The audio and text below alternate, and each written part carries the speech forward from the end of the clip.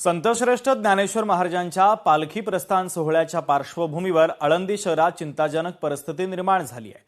गेल्या काही तासांपासून सुरू असलेल्या मुसळधार पावसामुळे इंद्रायणी नदीला मोठा पूर आला असून नदीवरील चारही पूल पाण्याखाली गेले। त्यामुळे आळंदीकडे येणाऱ्या सर्व वारकऱ्यांनी आणि भाविकांनी आहे त्या ठिकाणीच थांबावं, आळंदीकडे येण्याचा प्रयत्न करू नका असं आवाहन पालखी सोहळा प्रमुख आणि देवस्थानचे विश्वस्त ॲडव्होकेट राजेंद्र उमाप यांनी केलंय।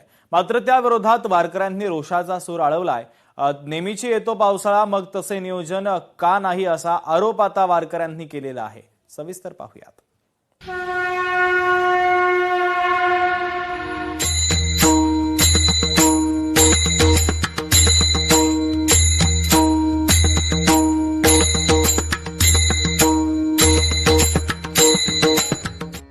आळंदीत इंद्रायणीला महापूर। वारकऱ्यांनी आळंदीत न येण्याच्या आवाहनावर वारकरी नाराज। प्रशासनाच्या नियोजनावर वारकऱ्यांचा संताप।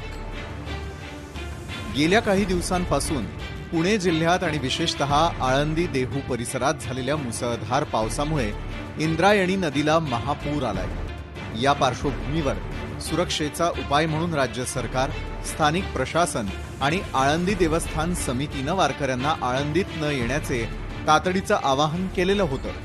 मात्र या आवाहनामुळे राज्यभरातून येणाऱ्या वारकऱ्यांमध्ये तीव्र नाराजी आणि अस्वस्थता पसरली आहे। पाऊस असो वा पूर, माऊलींच्या प्रस्थान सोहळ्याची परंपरा खंडित होऊ देणार नाही असा आक्रमक आणि भाऊक सूर वारकऱ्यांनी जोरदार आळवला। दरवर्षी लाखो भाविक आळंदीतून माऊलींच्या चरणी लीन होऊनच वारीची सुरुवात करतात। त्यामुळे आळंदीत न येण्याच्या या अप्रत्यक्ष बंदी सदृश्य आवाहनाला वारकऱ्यांनी नम्रपणे नकार दिला। वर्षानुवर्षे वारी करणाऱ्या वैष्णवांचा मेळा दरवर्षी देहू आळंदीत जमतो। पालख्यांसोबत हजारो पावलं पंढरीची वाट चालू लागतात। वर्षे उलटली, काळ बदलला, मात्र यात खंड कधी पडला नाही। कोरोनामुळे अडसर आला तरीही आषाढी वारी थांबली नाही। माझे माहेर पंढरी आहे भिवरेच्या तिरी असं म्हणत इंद्रायणी काठी देवाच्या आळंदीत दिसणारे वारकरी हे चित्र कधीही बदललेलं नाही। भेदाभेद, भ्रम, अमंगळ असणारे वारकरी देहभान विसरून नाचू लागतात, हेर धरतात, वय विसरून सगळे तल्लीन होतात। देहू आळंदीत हा खेळ मांडला की मग पंढरीच्या वाळवंटापर्यंत तो सुरू राहतो आणि आषाढी एकादशीला तर समेवर पोहोचतो। सत्ता बदलल्या, सरकार बदलली, वाहतुकीची साधनं बदलली, तंत्रज्ञानही बदललं, पण हा विष्णुदासांचा मेळा अडवण्याची हिम्मत कधी कुणाची झाली नाही। देहू आळंदीत येण्यापासून वारकऱ्यांना रोखण्याचा अपराध कधी कुणी केला नाही। यंदा मात्र वारकऱ्यांना रोखावं लागलं, देहू आळंदीत येण्यापासून थांबावं लागलं। पंढरपूरच्या वारीनं शेकडो उन्हाळे पावसाळे पाहिलेत। वारीला कोसळणारा पाऊस काही नवा नाही। वारी निघतेच मुळी आषाढात, त्यामुळे आषाढी सरींमध्ये चिंब भिजतच ज्ञानोबा तुकारामाचा गजर होत असतो। माय माऊलीही चिंब भिजत रिंगण धरतात। मग यंदा पावसानं वारकऱ्यांचा रस्ता अडवला। पाऊस जास्त पडला हे खरंय, अलीकडे माणसांप्रमाणेच पावसाचाही स्वभाव बदललाय। तो काही दिवस एकदम पडतो, ढग फुटल्यासारखा कोसळतो। त्याच्या या बदललेल्या स्वभावाला जबाबदार माणूसच आहे। क्षणभर मान्य करू की पाऊस खूप पडला, तसाही तो यापूर्वी पडलाय, पण इंद्रायणी अशी कधी कोपली नव्हती। कधी काळी तुकोबांची गाथा तारणारी इंद्रायणी अशी वारकऱ्यांना आडवी आली नसती। ती आडवी आली कारण तिच्या मार्गात आपण आडवे आलो। इंद्रायणी असो की पवना अथवा मुळा मुठा असो, नैसर्गिक प्रवाह रोखून आपण इमारती उभ्या केल्या, रस्ते बांधले, महामार्ग केले। नदीवर तुम्ही घर बांधाल तर घरात नदी येणारच।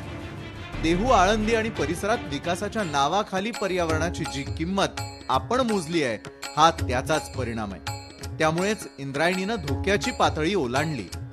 तुम्ही तिच्या पात्रात आडवे आल्यावर ती पात्र बदलणारच।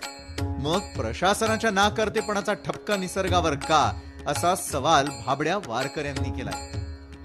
देवाचं स्थान असलेल्या इंद्रायणीमध्ये केलेल्या अतिक्रमणामुळे ती रौद्र रूप धारण करणं स्वाभाविकच आहे। साध्या पावसानंही ती वेगानं प्रवाहित होणार कारण आपण तिचा मार्गच अडवलाय. जखमी नागिणीसारखी इंद्रायणी चवताळली आहे. तिच्या रुद्रावतारानं विजेचे खांब, पुलाचे कठडे असा सगळाच विकास वाहून गेला. नदीकाठी एक्सप्रेस वेला लागून असलेली आंतरराष्ट्रीय विद्यापीठं आणि आंतरराष्ट्रीय स्टेडियम्स पाण्यात गेली, अंधारात बुडाली. बांधकाम शास्त्राचा दावा सांगणारी कनेक्टिंग लिंक जिथे मिसिंग झाली तिथे बाकी विकासाचं काय? सारेच कोसळल्यावर झाडं उन्मळून पडल्याचं आश्चर्य कसं वाटावं?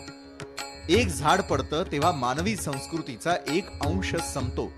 विकासाच्या नावानं तुम्ही झाडं तोडल्यावर त्यांनी तरी जगण्याची आस का धरावी? विकास आवश्यकच आहे.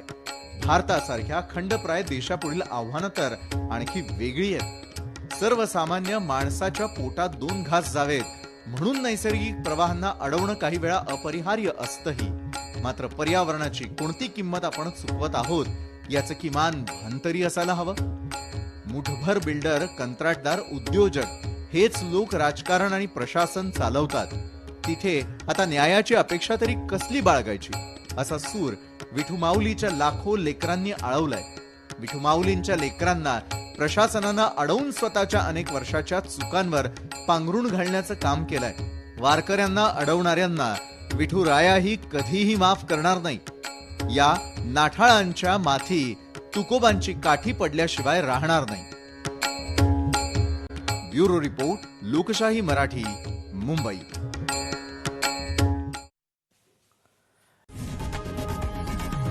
लोकशाही मराठी ऐका, पहा, जागरूक रहा.